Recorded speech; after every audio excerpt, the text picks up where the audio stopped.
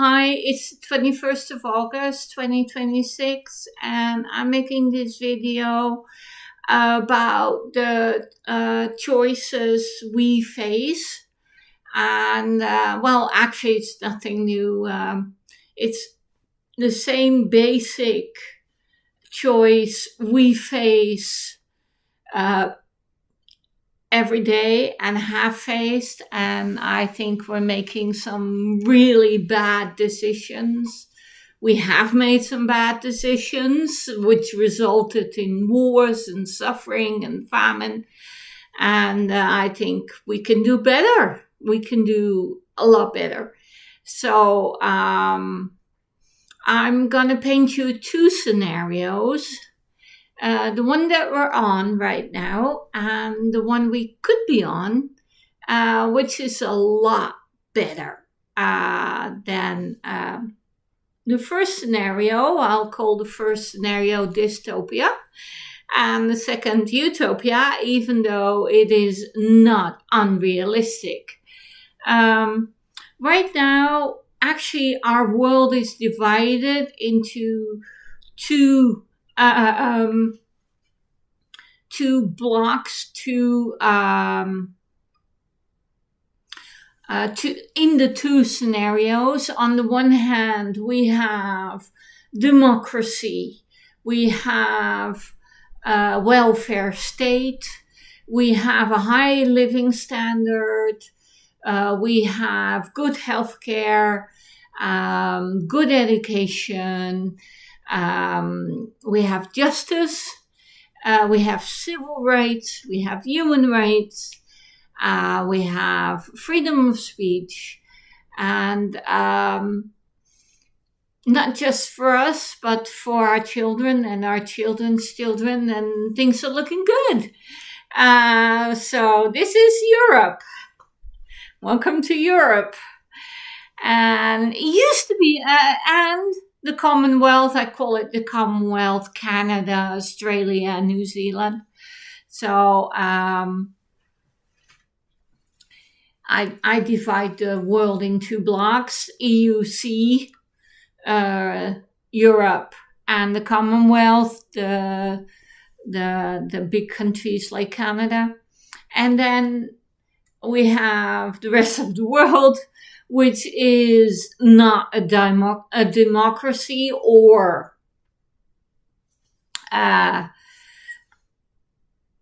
working on it, a work in progress. It's not a tyranny anymore, but the democracy is fragile. And we're talking about a lot of countries in South America where they are on the road to having more solid democracies, but poverty is keeping them down. And so we need to do something about that to help these fledgling democracies, and simply because we want to help other people. So South America is fledgling, and some countries in Africa. On the decline, on the other hand, is the USA, which used to be a democracy like in the European Union and like Europe and Canada and Australia, New Zealand, Japan, South Korea. And they used to be in the democracy bloc, but unfortunately, the people have voted for someone and a regime, a political party, and that is seems to have only one purpose, well, two actually, to enrich themselves and to destroy democracy so they can keep on enriching themselves and keep having the power. I don't call it Trump or anything, or even tyranny, because it's an oligarchy, and I just call it the 1%. And most of the non-democratic countries are ruled by the 1%. And these are not isolated rich people. You know, they do business with each other. They know each other. They meet each other. They divide up the world between themselves.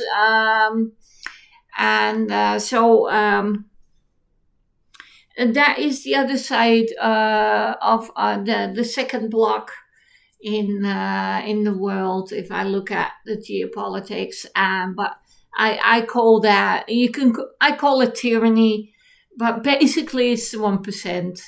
It's the rich who own it, and even if some countries appear to be democratic, they're not, because the elections are bought, the politicians are bought, the political parties are bought, like in the USA right now, where the 1% rule. And then I'm not talking about China. Of course, technically it's a tyranny. And yes, there is an oligarchy, an elite who rules. The only thing is that, yes, they're greedy for themselves. You know, they live good lives and comfortable lives and limousines and penthouses, but it's not to the excess like the 1% in the rest of the world. And party politics in China actually wants a better life for the people. You know, they actually think about the people and what they need and what the country needs, and they invest in renewable energy, and they build the economy and prosperity, etc. So the rest of the countries ruled by the 1% have only one purpose, and that is to enrich the 1% who live extravagant, like Roman style Caligula like lives, and they don't give a fuck about the people. Not one fuck. Zero. So I call them the zero fuckers.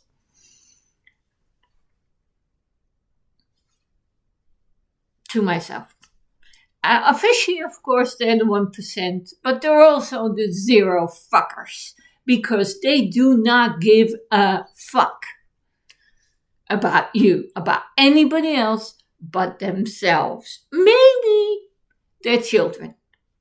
Because they want a dynasty, they want to, like any old king, they want their sons to inherit their empire and live on forever in a long line of kings. So you can call it the 1%. I call it the zero fuckers. You can call it the kings, oligarchy, elite, whatever. It's just a very small group who is extremely wealthy and live extravagant lives and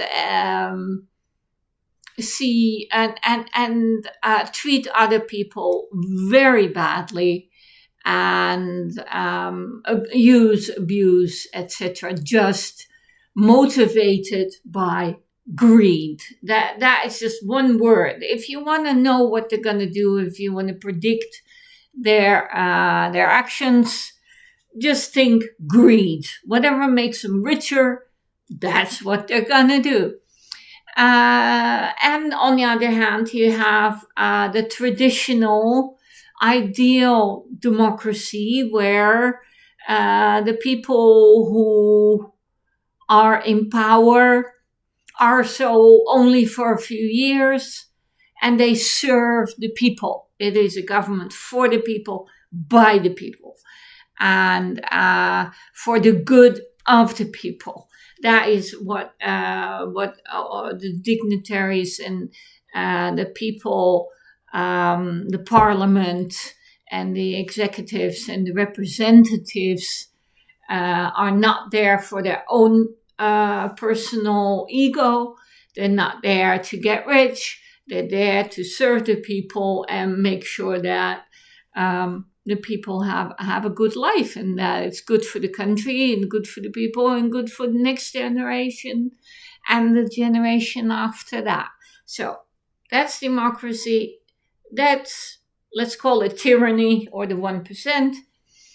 And actually, we're pretty good right now, except for the fact that the USA is reverting back to tyranny. They're ruled by the 1% now. They were sliding down into tyranny for quite some time, 25, 50 years. And the main reason is that money was allowed into politics. And as soon as politicians and parties and jobs could be bought, the system became corrupt. And to me, the only thing that's changed with Trump is that the masks are off. They are openly corrupt. They are openly greedy. They are openly ruling the world and making decisions to enrich themselves. And we talk about Trump, etc. But let's be perfectly honest. He's just the front man.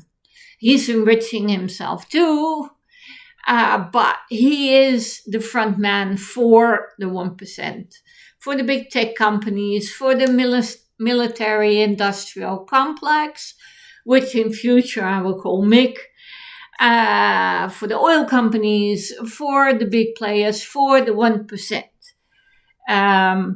So I'm not saying Trump rules the world, because he actually isn't. He's just the front man, the anchor man on the news. But he doesn't really make the news. He doesn't make the decisions. That's what the 1% do. If you want to predict what they're going to do, just think greed. Whatever enriches the 1%, that's what they'll do. And there are different factions, of course. That's why it's so higgledy-piggledy chaotic, because there are different factions. There are the oil companies who want to keep the Strait of Hormuz closed, so the price of oil goes up, and one, they get a lot more money for the same oil, and two, they control a larger percentage of the oil supply in the world, so they can decide who gets oil and who doesn't, and they can they have more of a monopoly, because the Middle East was in competition with the American oil, and they're knocking out the competition right now because they can't get the oil out. So that is a very good position for the oil companies. It's not a good position like for the tech companies who want to build robots, etc., because a factory runs on oil. If you want to build a car, you need plastics, and plastics are made from oil. If you want fertilizer is made from oil and gas, and with a lot of gas and other materials. So no fertilizer, no big agriculture, no food. So a lot of other companies and businesses are suffering like the tech boom with the AI data servers are suffering because they need a lot of electricity. And if the price of gas and oil goes up, the price of electricity goes up. So you have these different factions. And so you can see different strategies and moves as one or the other is dominant, makes a few moves on the international playboard, and then the other takes over, etc. So they're individuals who just want to get as much as possible money for themselves, greed, and then you have big companies and groups like the oil group, the MIC group, who wants more war, who wants to throw more bombs so they can make more bombs to replace the bombs that they used, so they make more money, etc., etc., etc. So these are the conflicting groups, and the world, the game is world dominance, and they have a world map, and they're standing around the table with a knife and carving up all different kind of businesses. And again, China is in an independent, a third position, because it's not a democracy. It's not ruled by the 1%. In fact, they do everything to reduce monopolies or extinguish monopolies when it's not the state. Rent seeking is forbidden. People getting too rich and too powerful, they often end up in jail. And they try to do what's best for the people, at least on the economic and prosperity scale. I'm not on a national level, China is definitely a tyranny. On the local level, in fact, China is very democratic, because on a local level, on a community level, people can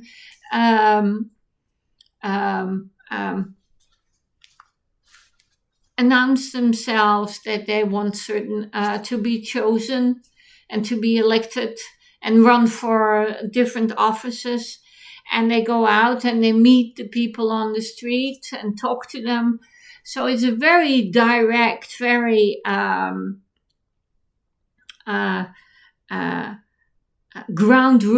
grassroots democracy on a local level. And we could pick up on some of that. In Europe, I think we need more grassroots, local level activity, energy, people feeling more empowered and more engaged with their direct community and environment. So we could use more democracy on the local level in Europe. But like I said, tyranny is ruled by greed. Greed rules all the actions and emotions of the 1%. And then you have democracy, which is for the people, by the people. And but if you're looking at the United States, why they slid back into tyranny is because they too are filled with greed. And greed and having greed as your model, as your saying, greed is saying that greed is good, and the American dream, and everybody has to get rich, and everybody's in competition. That is the road to tyranny, and that is the road to hell, and that is the road to poverty for the 99%. And so in a democracy, what we need to decide is that we need to give up greed, let go of greed, and go with need. And that is dystopia, utopia. Greed, need. What did need give us? They gave us the welfare state. It's the principle that in a democracy, we share among each other the wealth that we have in such a way that everybody's needs are met. and that is basically, if you ask me, what is the difference between dystopia and utopia? Well, it's either greed or need. And in Europe, and especially in Europe where we have democracy and a welfare state, that is the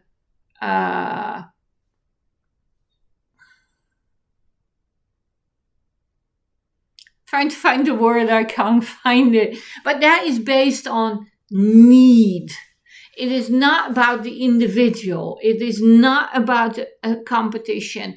It's about making sure that everybody's needs are met, sharing all the assets and wealth that we have in such a way that everybody's needs are met. So what are these needs? Well, in America, you call it the 4 freedoms.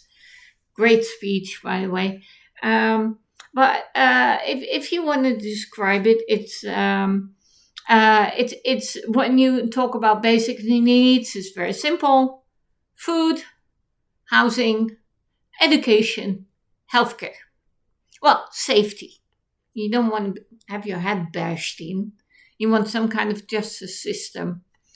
And so that is utopia.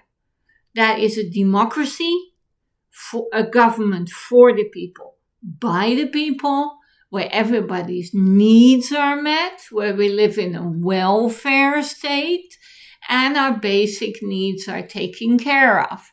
And the government takes care of, we pool our resources, we share our resources and our wealth, and make sure that the government distributes it in such a way that everybody's needs are met. And if there's a surplus, there's more the government needs to do for the people, like infrastructure, energy, water, electricity, etc., invest in universities,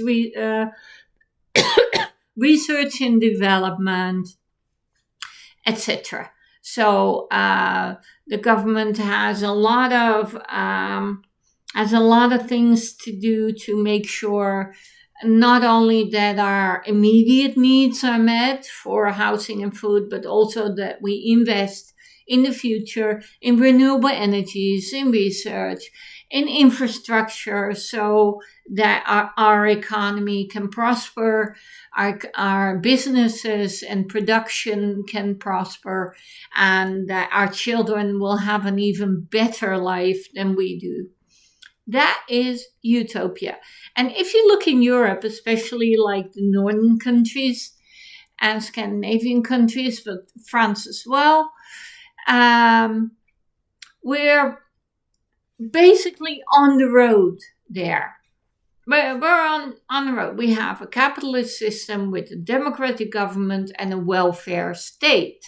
The only problem is that the past 40 years they have invented this thing called neoliberalism and extreme right, and they're saying no.